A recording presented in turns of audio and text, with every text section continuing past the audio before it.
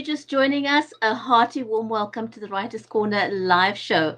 I'm your host, Bridgetti Limbanda from Cape Town in South Africa. And in today's show, we're going to be talking to New York Times best-selling author Ken Abraham. And we're going to find out just how he got to collaborate with some of the most famous people in the world, such as astronaut Buzz Aldrin and more. But before we do so, let me say hello to my amazing co-host and friend, Mary Elizabeth Jackson. She's a special needs and disabilities advocate and an award-winning author of the Poolicious children's book series. She lives in Nashville in the USA, so do let us know in the comments where in the world you are joining us from. Mary, hello. Hi, how are you? I'm very well, and very excited about our special guest for today. Yes, I am too. Because he's living the life that a lot of writers want to live. So we want to hear his secrets and his journey and story and share him with other people. So, there may be people who are looking for a good book right now to read and they haven't really found what they're looking for. And maybe they haven't seen, I don't know how they could not have seen his books, but there's that possibility that somebody hasn't and they're looking for new books to read and a new author to become a big fan of. So we're hoping that that's what we can help with today and introducing him to everyone and, enjoying the day to day. And we're excited to be here, aren't we? Absolutely. So a little bit more about Ken. He is a New York Times best-selling author known around the world for his collaborations with popular celebrities and fascinating high-profile public figures. 15 collaboration books have appeared in the New York Times bestseller lists, and 3 of Ken's own work has reached #1 position. His most recent New York Times bestsellers include No Dream is Too High with Apollo II astronaut Buzz Aldrin. And his other book, More Than Rivals, is a gripping story of racial conflict and reconciliation based on actual events. And here's a fun fact that you may not know. He has got, just wrap your head around this one. He's got more than 12 million books in print. Can you even imagine? That is amazing. We need a horn. I know, right? I know. Yeah, awesome. I know. Okay, so let's not waste any time and let's get Ken onto the show, shall we? Absolutely.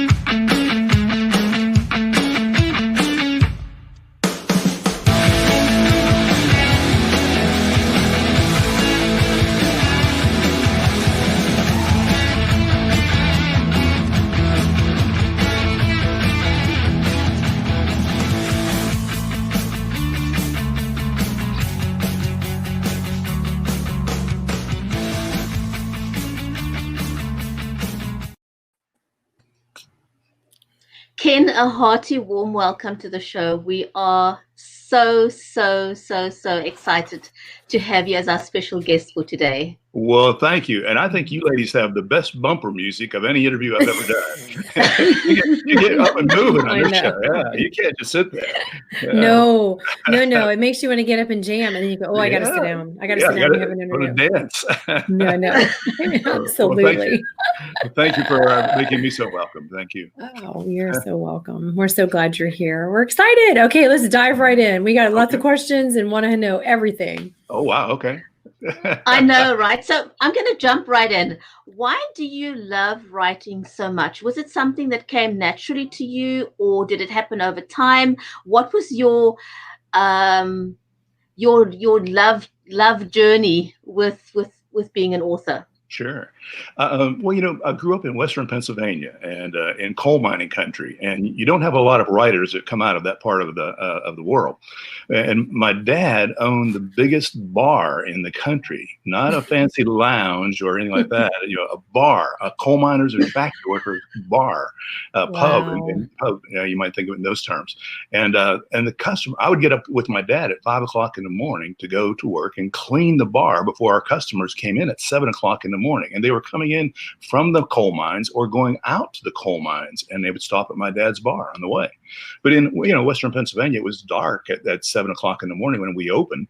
And so my mom didn't want me to come home right away. She would stay, she'd say, stay there to bar with your dad. So I would stay behind the bar and watch these characters that came into my dad's business there. And they were characters. And I can still remember some of their names, Mike Keppins and Patsy Porto and BC Bianco and some of those guys, and they were just all ethnic characters. And so I would start writing little stories about these characters when I was probably 7, 8 years of age. And I would write about the little league games in our town, that sort of thing. I always wanted to be a writer. And nobody told me you can actually make a living doing this kind of thing. I just wanted to write. And so I remember the very first contract that I did with a major publisher in New York. And they actually said they were going to pay me to write. I said, you're going to pay me to write? I thought I'd pay you. Yeah. So yeah, it's been with me a long time, and I'm still enjoying it to this day. So have you written a book? I know this is not on our list of questions, but have you written a book about that experience with those characters? Because what a cool book that would be. I can just see you. I can just see it. The camera moving in, you're back there hiding, watching everybody, and this whole cast of characters coming in. I haven't written that book yet, Mary Elizabeth. I'm going to, though. I have it in my mind, and I'm kind of putting it together one of these days, and to go back into that culture, because it was a different culture. I mean, the mine workers were, intense kind of guys. You've seen stories and movies about that culture. It was pretty intense, but boy, it was a great time our little town. We had 2,000 people in our town. And remember, my dad owned the biggest bar in our town. All right. We had 9 churches and 8 bars. So in our town. Wow. So, exactly. Wow. To do a shot and go ask God for forgiveness, right? That was it. Well, in our town, you were either a drunk or a saint, one of the two. Oh. And sometimes they kind of got mixed together a little bit. There's the title for your book. Maybe so. I'm going to go back there and write that book one of these days. Yes, absolutely. Oh my gosh, that's hilarious. I love it. I can't wait to read that. Okay, so how did you get to work with so many famous people? And what is your advice for authors who might want to do the same thing?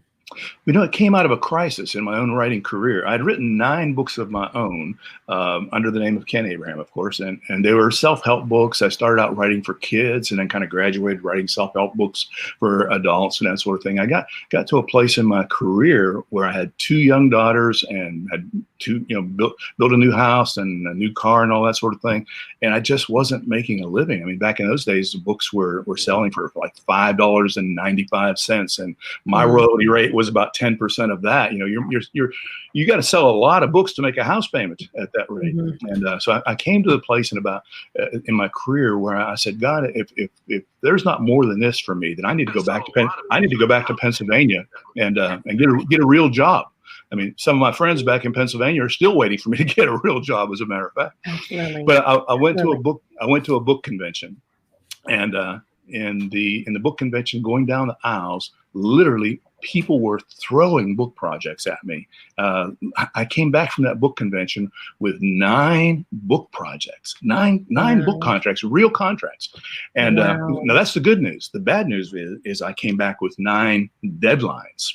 And publishers don't call them deadlines without a good reason, right? Right. But one of those books was a book with Gary Carter, a professional athlete who played for the baseball team, the New York Mets. They had won the World Series in 1988. Incredible man. And a publisher was literally walking down the hallway at this book convention, and he stopped and turned around and he said, Ken, he said, you are just the person to write this book. And he teamed me up with Gary Carter. And that was the first time I had done a high-profile celebrity-type autobiography. And I discovered that I enjoyed writing other people's stories even more than my own material. And so I started, and since that time, I don't know how many I've done. I've done about 100 books, and most of those have been collaborations with other people. And I've enjoyed it. I've enjoyed the collaborative process, and to work with people like Buzz Aldrin or Chuck Norris. Chuck was great to work with. Dr. Neil Clark Warren, who founded the company eHarmony.com. He was a great, brilliant man. But Buzz Aldrin, it's important probably to mention Buzz today because yesterday was the anniversary of the walking on the moon. the 51st anniversary of walking on the Wow. moon. And Buzz, of course, lived for years with the reputation that he was the second man on the moon. Neil Armstrong, of course, was the first man on the moon to step out of the lunar module and say, one small step for man, one giant leap for mankind. Buzz gets out and he looks around and he says, magnificent. Wait. He says, magnificent desolation. So that was the title for our first book I did with Buzz Aldrin. I did his autobiography, Magnificent Desolation. And then we did this little book here. I don't know if you can see it. It's called No Dream Is Too High. And this was actually much more fun because what we did is we took 13 life lessons from the guy who walked on the moon, and this book came out just a while ago. But working with Buzz was a bit of a challenge because he is so brilliant. I mean, he is so smart. He is probably one of the most brilliant people I've ever met. If he were in our conversation here now, within the first few minutes, he'd be challenging us to go to Mars, and he could tell us how to get there and how to get home. So that's kind of how I started that sort of thing. And that's no joke. He actually can do that. Oh yes, he can. Yeah, Buzz can. He's so brilliant. He'll sit around and noodle on napkins in a restaurant, and you look at those noodles, and they're like spaceships and rockets. And Buzz, you probably may not know this, but he was actually the guy that said, you know what, we don't want to land one rocket on the moon. We want to land on the moon with a module, and then have another spacecraft going around the moon, and then rendezvous. He had done his doctoral thesis at MIT University on the subject of rendezvousing objects in space. Nobody had ever done that before. Wow. Nobody had ever done that before. Wow. Here, talk about little tidbits and things.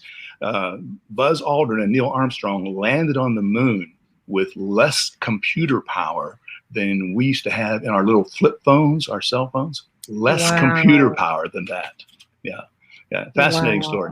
And they almost crashed. You know that.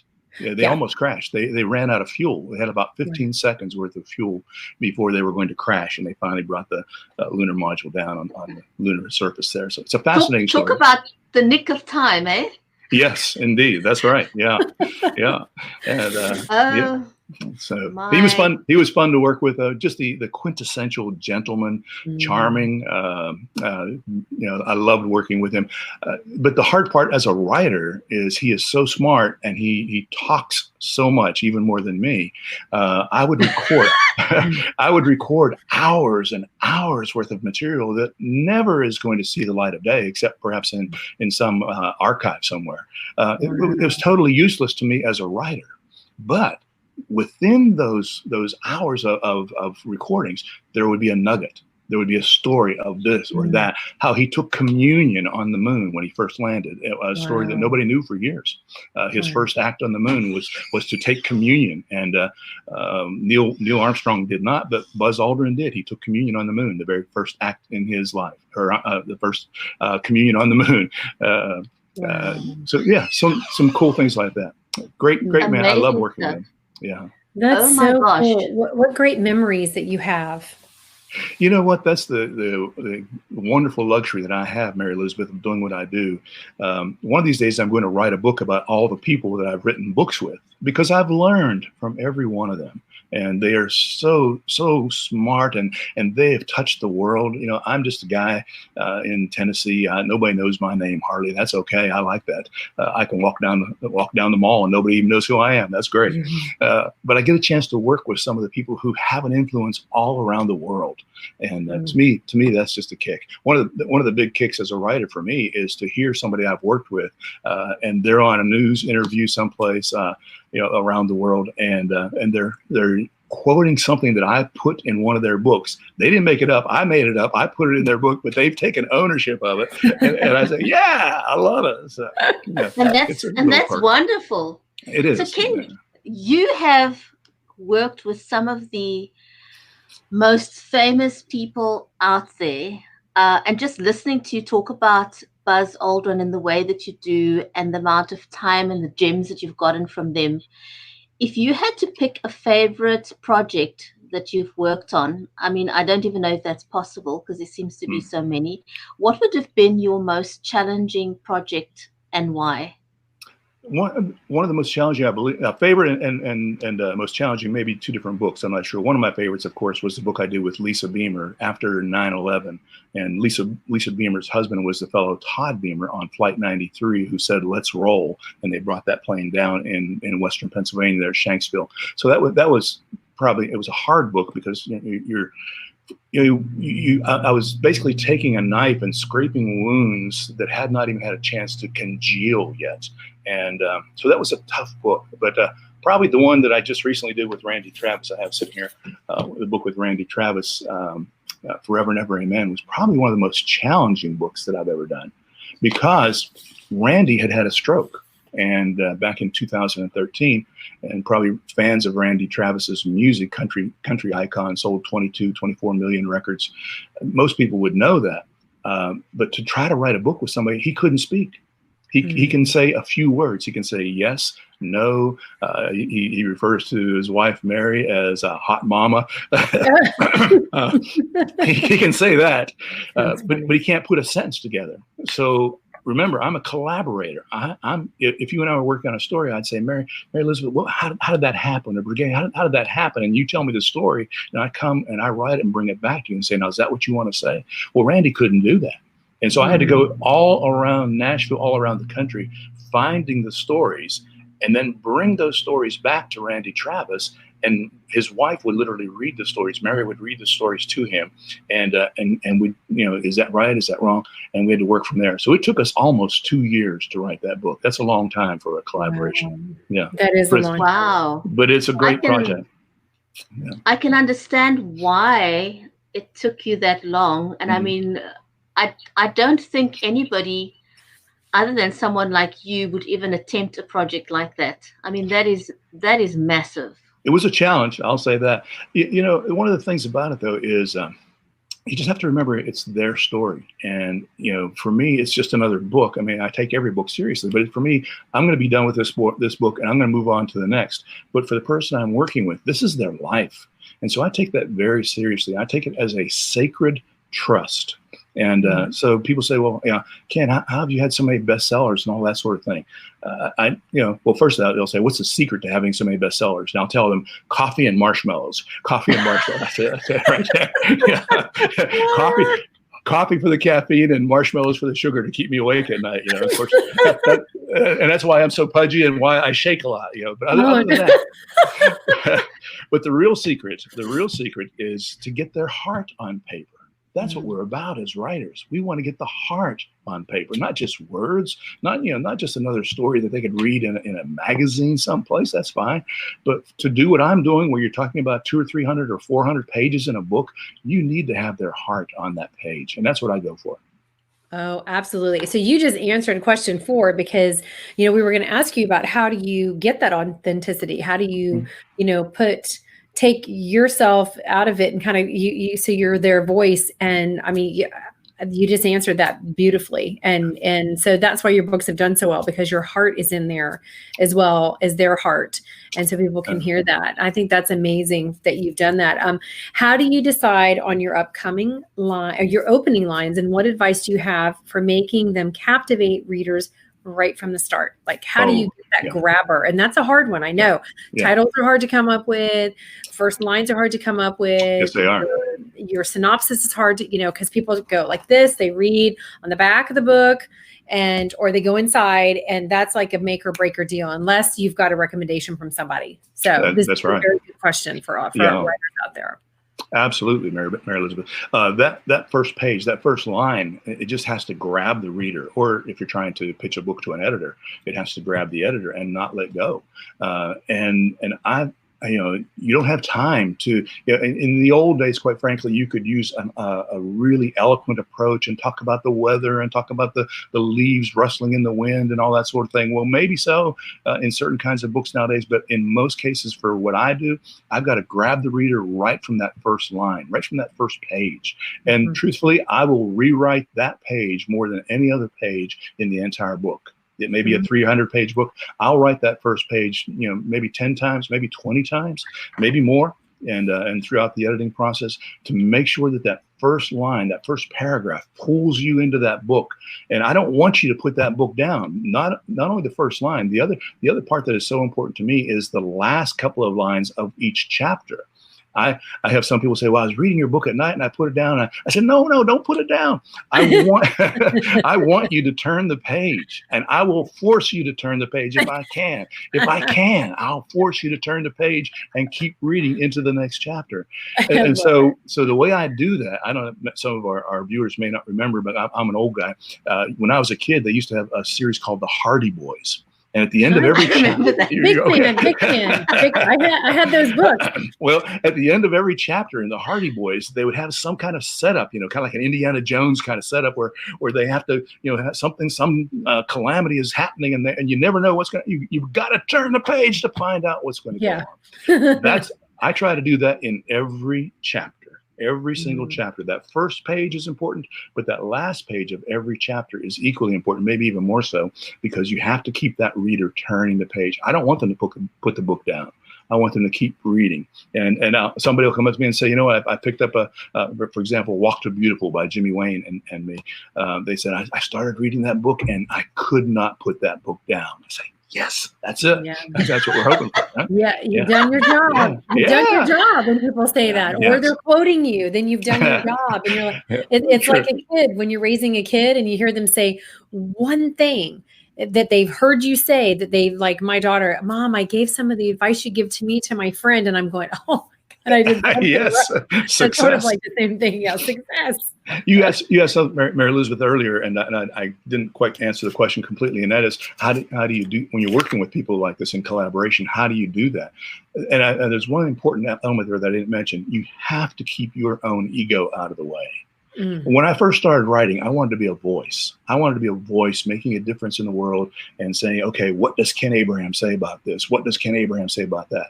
Somewhere along in my career, I decided, okay, I don't want to be a voice. I want to help somebody else get their voice out there. Now, if you can't do that, you'll never be a good collaborator. If you can't set your ego aside and say, this is not about me. My job is to make this person sound better.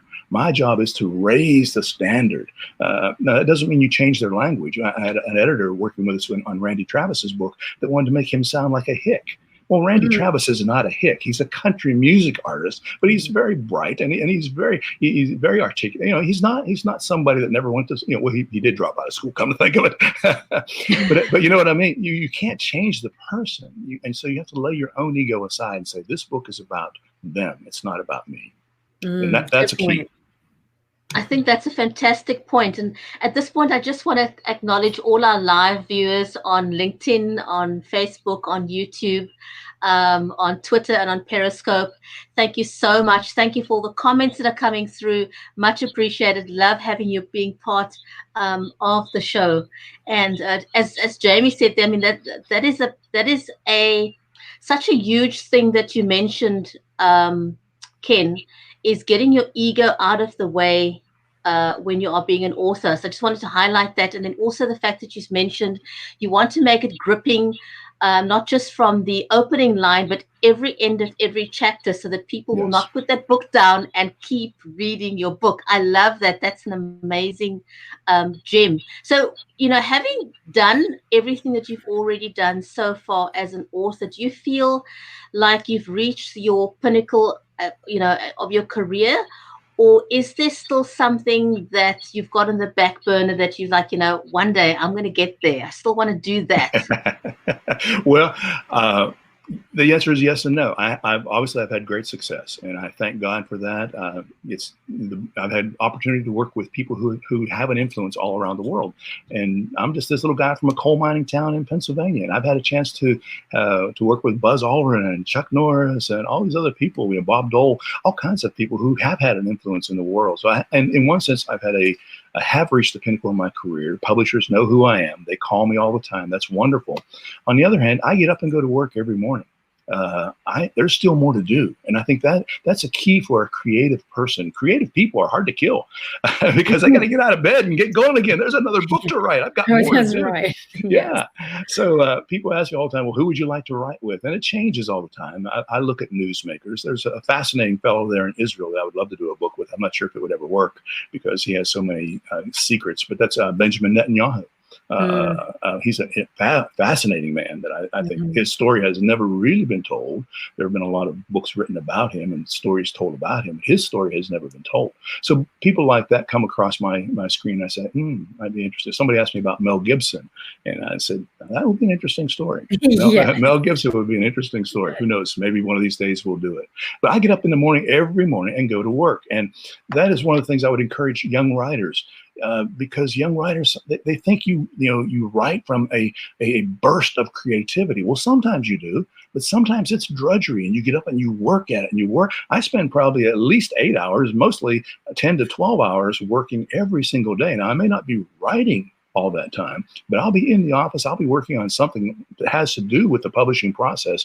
I hear some of these young writers, and they're talking about their leisure time. I say, what is that thing you call it? Leisure time?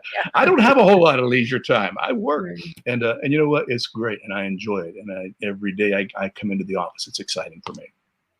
That is awesome. Yeah. So that's what we wanted to ask you also, what is your advice looking back on your career? What is your advice to younger aspiring authors? And that's one right there that you just said, and it's very important. You do have to work at it. I want you to kind of give that answer. And then I want you to, I'm curious to know, now that you're at the level you're at, do you do any of your own marketing, or you just write and the publisher takes care of everything else? For the most part, Mary Elizabeth, the publisher does that nowadays for me. I will jump in if they need me to. And because I do collaborations, if I'm working with Randy Travis, for example, they want to talk to Randy Travis on the Today Show. They don't really care about talking to me. But since Randy couldn't speak, he couldn't answer the questions, guess who went along? So I will do that. I'll go along on a lot of the promotional junkets and that sort of thing. But for the most part, by the time the book comes out, I'm at least one book, usually two, sometimes even 3 books down the road. So I'm not involved in that process too much. But it is important. And online presence is important. Social media is important. I'm as I mentioned to Brigitte, I'm an anomaly. I don't do a whole lot of that, but it's all part of the young writer's life. And if you don't do it, frankly, publishers won't pay much attention to you because they expect you to do that now. When I first started, the publishers would put out an ad in New York Times or USA Today and to spend $250,000 on an ad for a new book. They don't do that anymore. They expect you to promote the project. They expect you to be out there peddling the book and that sort of thing. They'll help, but if you don't do your part, they won't have a whole lot of interest in you. Absolutely. You are 100% speaking the truth. And people who want to get into the business and have not gotten into it yet,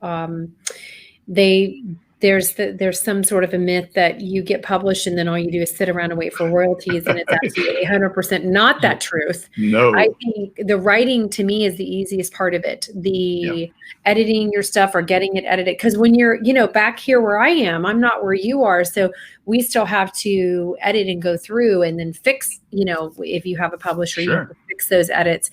But also, I've done all of my own marketing, whether I had a publisher or not, booking myself for TV, radio, the library, schools, and you have to go in with that kind of work ethic and that mindset.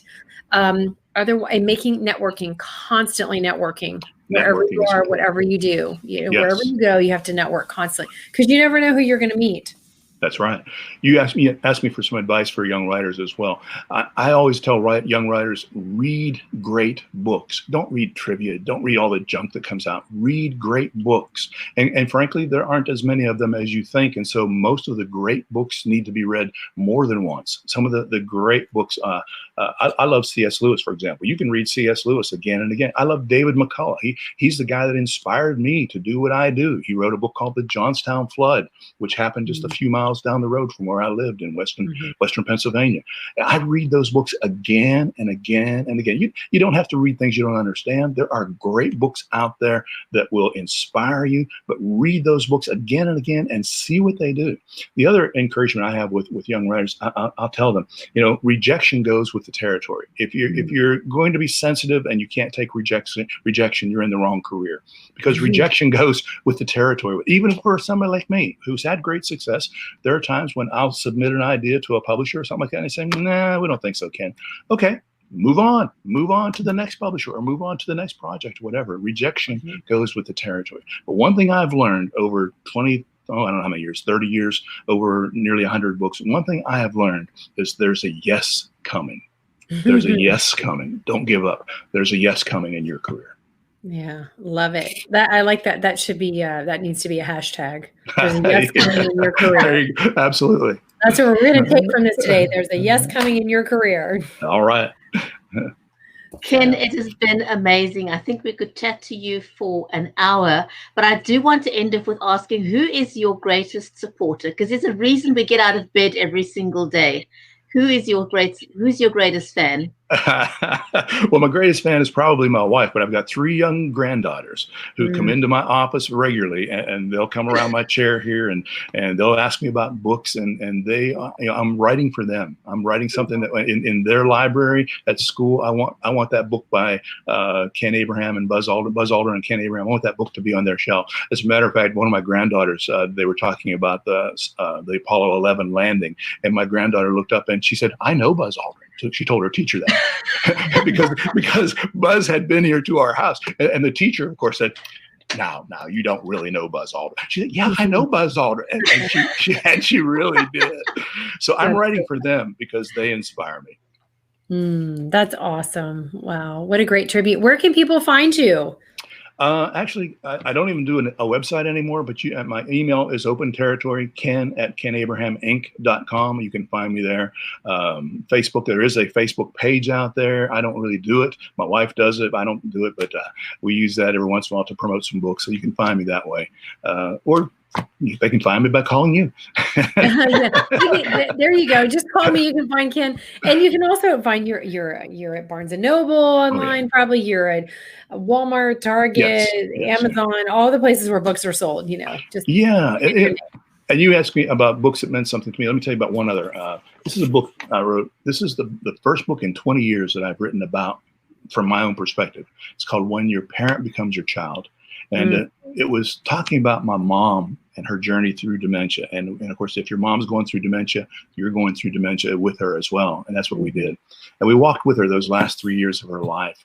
And speaking about finding me on Amazon and those kind of places, the book didn't sell like I wanted. I wanted it to sell millions and millions. It didn't sell millions, but it sold thousands. And but the best thing to me, every once in a while, I'll go on Amazon and look at some of those reviews of that book, When Your Parent Becomes Your Child, and the heartwarming reviews that book received from people that received help from that book. That will get you out of bed to make you go to work another day. And it sure has me. Right. Well, I know we have to go, but we need to connect you with the Oz authors, those ladies, because there's 150 of them, I think. Yes. And they've all written a book from their journey as the caregiver of a parent or a family member. Yeah. So we need to get your book on their site, because they have lots of tools and resources. Oh, great. Love to do it. Yeah. It's so a different world. Specifically go there for books that are about alt stories. So I think it'll be fantastic there. Yeah, we'll get you connected with them. Okay, be great. And there's some wonderful people there, some hearts of compassion and people who care so much. It is just amazing to me. I've met some of those people, of course, as a result of the book. It's a weird deal when you're putting diapers on the person that once put diapers on you, that whole role reversal and upside down kind of thing. And to walk through that. And for my mom was a godly lady. She never lost touch with God right to the very end of her life. And that was a special part of the story I wanted to tell. And the other part was there was a lot of humor there. I mean, you had to laugh sometimes, otherwise you'd cry. And and so I wanted the book. I'll tell you what happened when my mom was first diagnosed with dementia. we went to the doctor, and he recommended a book for us to read. And I got that book. Of course, I'm a book guy, so I'm going to buy that book and read it. It was so depressing. And I said, this is the worst book I've ever read. It was just so depressing. This is going to happen, and this is going to. I know there's a lot of truth in that book, but I wanted to write a book similar to what Tuesdays with Morrie. Remember that book? I wanted to write a book like that would encourage people. Yeah, you're going through some tough times there, but yes, there's grace there, and there's humor there, and there's good that comes out of those stories. And so that's why I wrote When Your Parent Becomes Your Child. And it was probably one of my most personal and intimate books that I've ever written. Wow, that's beautiful. I think when you go through that journey with, I always tell people I've been through journeys with many people at the end of their lives, but I think there's none of those stories, and each of them are unique. But going through that with my dad was different. Yes, there was just a complete difference. I mean, just having the person that gave you life die in your arms, there's something about that is life changing. Yes, indeed. That's for sure. And that's why, as writers, we want to bring hope to people who are going through those kinds of things. I don't think anything comes to us just for ourselves. If you're really going to take writing seriously, you say everything that touches my life has been allowed to come this way so that I can use that to help somebody else. And there are people that need that kind of encouragement because they're going through what we went through, and that's a great opportunity that we have as writers to encourage somebody else. Take another step. Keep going. Don't give up. There's more. A yes is coming. Yes, I'm gonna write that book. I'm gonna write that book this afternoon. There we go. We go. There's a challenge to you. There's yes, it's coming. 2 books. I think that's a great title. I'm gonna come back and visit. The drunkenness thing. Come visit with you all. Yeah, there we go. Yeah. As I'm gonna come and visit with you more often. I know. This was so much fun. Thank you so much for your time, and thank you for all the gems, and thank you for your friendship. Thank you so much. My pleasure indeed. Thank you for allowing me to be with you. Thank you, Ken, so much. Take care, everyone, and don't forget to write good stuff. Bye.